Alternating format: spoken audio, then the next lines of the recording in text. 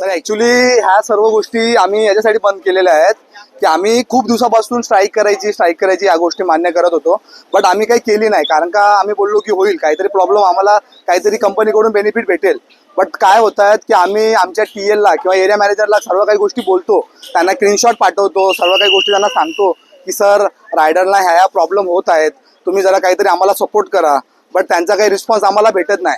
आम्ही खूप वेळा त्यांना बोललो, बट मग आम्ही काय सर्व पोरांनी हे केलं की बाबा आपल्याला तर काय होणार नाही, आपण जर काहीतरी त्यांना जर कंपनीला जर इश्यू बोललो तर ते आमची आयडी डायरेक्ट टर्मिनेट करतात.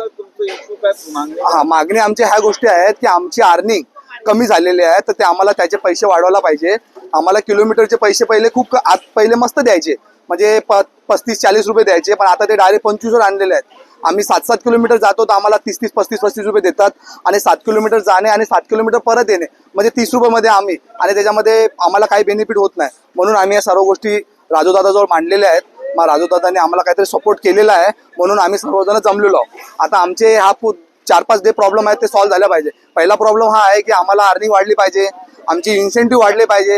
आम्हाला कंपनीकडनं आम्हाला कुठल्याही प्रकारचा बेनिफिट नाही. अन्यथा आम्ही जर कुठं आमचा ऍक्सिडेंट झाला, आम्ही जर टीएलला कॉल केला तर ते आमच्याजवळ येत नाही. आणि कोणी जर वारला मुलगा तर त्यांना 10 लाख रुपयाचा इन्शुरन्स क्लॅम्प आहे, तो कधी भेटतच नाही. आम्ही त्यांना सर्व गोष्टी फॉर्म करून फिल्ड करून बघितल्या, बट ते भेटत नाही. मागच्या वेळेस खोनीला एक मुलाचा ऍक्सिडेंट झाला झोमॅटोवाल्याला, तो जाग्यावर ठार झाला, मेला जाग्यावर. बट मग त्याला तिथं पोलीसवाले वगैरे सर्वजण आले, कंपनी त्यांना बोलली की तुम्हाला पैसे भेटतील. आता त्यांचे वडिलांचे आम्हाला फोन येतात कधी कधी की बाबा आमचे पैसे आतापर्यंत आम्हाला भेटले नाही. आता जोपर्यंत आमचे मुद्दे सॉल्व्ह होणार नाही, मान्यता जोपर्यंत आम्हाला भेटणार नाही, तोपर्यंत आम्ही कोणीही पलावामध्ये कुठलाही रायडर ऑर्डर मारणार नाही. आणि बाहेरून येणाऱ्या रायडरना पण आमची विनंती आहे, कोणी इथं येऊ नका ऑर्डर मारायला, कारण का आम्हाला खूप काही प्रॉब्लेम आहेत, म्हणून आम्ही या सर्व गोष्टी करत आहे.